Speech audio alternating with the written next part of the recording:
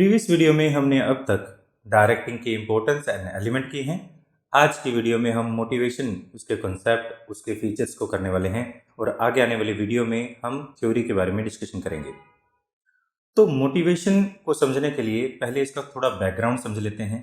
जैसे कि आप जानते हैं, किसी भी ऑर्गेनाइजेशन में कोई भी मैनेजर जो होता है वो अचीव करना चाहता है अपने प्री डिटरमाइंड ऑब्जेक्टिव को, और प्री डिटरमाइंड ऑब्जेक्टिव को पूरा करने के लिए वो बहुत सारी एक्टिविटीज़ को परफॉर्म करता है।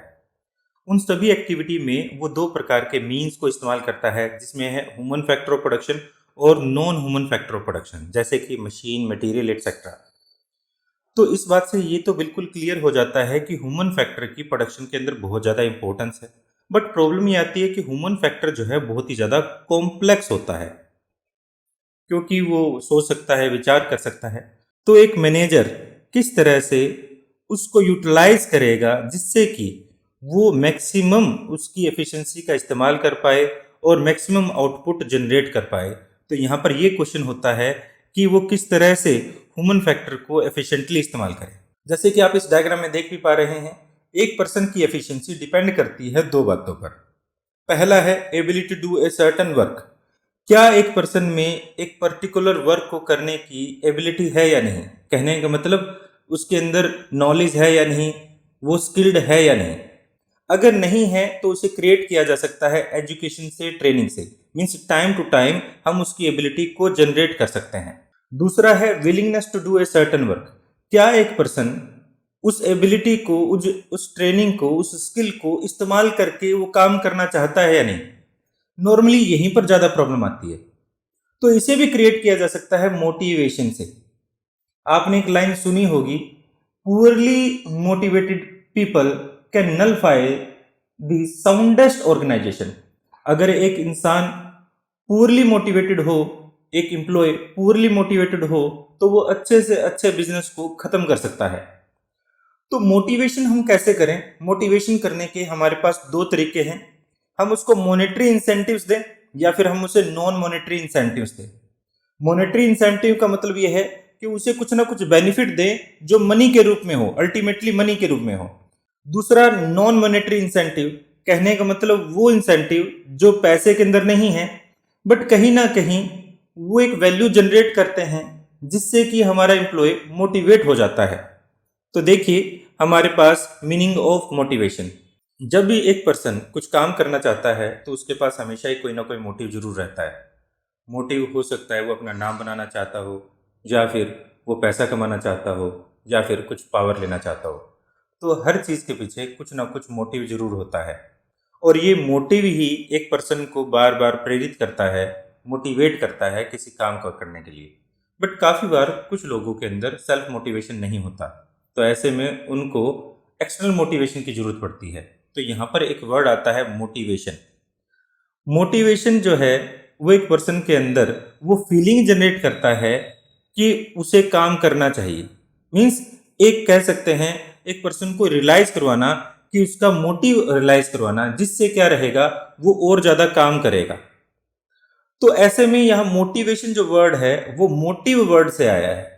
मोटिव का मतलब होता है पावर। एक मोटर सुना होगा आपने, मोटर का मतलब मोटर के अंदर पावर होती है। तो एक इसी तरह से हम मोटिव जो है वो एक पर्सन की इनहेरिटेंट पावर है, लेटेंट पावर है जो एक पर्सन के अंदर होती है। यानी और वो पावर जो है एक पर्सन को बार बार इम्पल्स करती है काम करने के लिए, कि मुझे ये काम करना चाहिए, मेरे पास ये मोटिव है। जब तक मोटिव नहीं होगा वो काम नहीं कर पाएगा।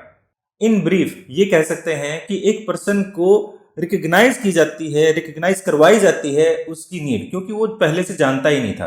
तो हम ये कह सकते हैं मोटिवेशन एक ऐसी प्रोसेस है जिसके अंदर एक पर्सन को उसकी रिक्वायरमेंट के बारे में बताया जाता है और उसकी रिक्वायरमेंट बनाई जाती है, जिससे वो बहुत ज़्यादा मोटिवेटेड हो जाए और उसे रियलाइज हो जाए कि उसे हार्ड वर्क करना चाहिए और ऑर्गेनाइजेशन के ऑब्जेक्टिव और उसके पर्सनल ऑब्जेक्टिव को अचीव करने में मदद करनी चाहिए। तो इस तरह से हम कह सकते हैं Koontz and O'Donnell, motive is a induce people to act as a desirable manner. यानी डिजायर्ड मैनर के रूप में वो एक्ट करें, जैसा ऑर्गेनाइजेशन चाहती है वैसे वो वर्क करें। इसलिए हम कह सकते हैं मोटिवेशन एक पावर है, ये एक्सटर्नल पावर है जो लोगों को रिकॉग्नाइज करवाती है कि तुम्हारी नीड क्या है और उसके अकॉर्डिंग वो फिर बिहेव करते हैं, उसको अचीव करने के लिए वो बिहेव करते हैं। तो देखिए हमारे पास फीचर क्या है मोटिवेशन के। सबसे पहले मोटिवेशन एक इंटरनल फीलिंग है। एक पर्सन को फील होता है कि मुझे काम करना चाहिए, और वो साइकोलॉजिकली कॉन्सेप्ट है जो एक पर्सन की इंडिविजुअल नीड को, एक बिहेवियर को चेंज करता है। तो हम ये कह सकते हैं मोटिवेशन एक इंटरनल फीलिंग है। आगे हम ये कहें motivation process goal oriented process है।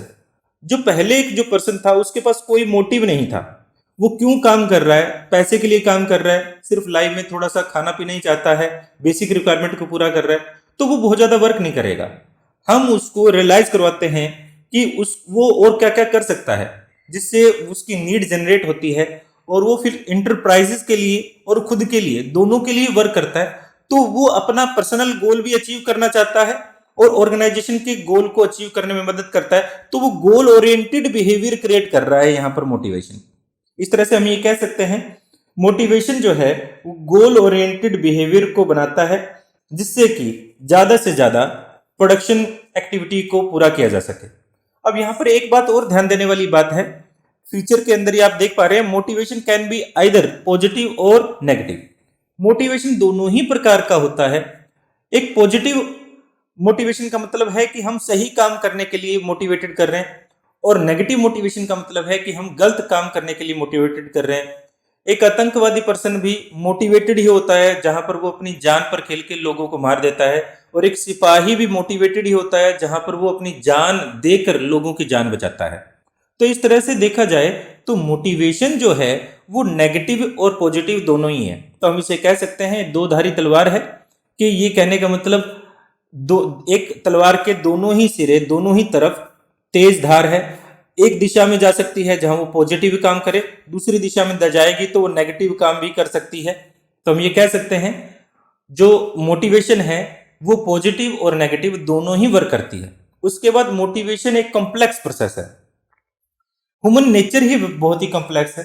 कॉम्प्लेक्स होने का मतलब यहाँ पर ये है कि एक ऑर्गेनाइजेशन में अलग अलग प्रकार के बहुत सारे लोग काम करते हैं, लोगों की अलग अलग रिक्वायरमेंट हैं, लोगों की अलग अलग जरूरत हैं, लोगों का अलग अलग मोटिवेशन लेवल है। तो इस तरह से मोटिवेशन करना कोई इजी प्रोसेस नहीं है, क्योंकि हर कोई एक जैसा नहीं है। ह्यूमन नेचर कॉम्प्लेक्स है, इस वजह से यहाँ पर मोटिवेशन करना भी बहुत ज्यादा कॉम्प्लेक्स हो जाता है। हमें इंडिविजुअल पर्सन की नीड को देखते हुए उसे मोटिवेशन करना पड़ता है, उसके नेचर और करेक्टर को देखते हुए उसे मोटिवेट करना पड़ता है। जैसे कि मैंने प्रीवियस वीडियोस में कहा भी है कि कुछ लोग डांट से काम करते हैं, कुछ लोग प्यार से काम करते हैं, और कुछ लोगों को कुछ नहीं कहना पड़ता, वो अपने आप से काम करते हैं। तो इसलिए अलग अलग लोगों के लिए अलग अलग प्रकार की मोटिवेशन रिक्वायरमेंट है, और इस वजह से हमारी मोटिवेशन जो प्रोसेस है बहुत ही ज़्यादा कॉम्प्लेक्स हो जाती है। आज की वीडियो में हम इतना ही करने वाले हैं। मैं उम्मीद करता हूं कि आपको वीडियो अच्छी लगी होगी। हम नेक्स्ट वीडियो में मस्लो नीड हायरार्की थ्योरी करेंगे। फिर मिलते हैं। Thanks for watching.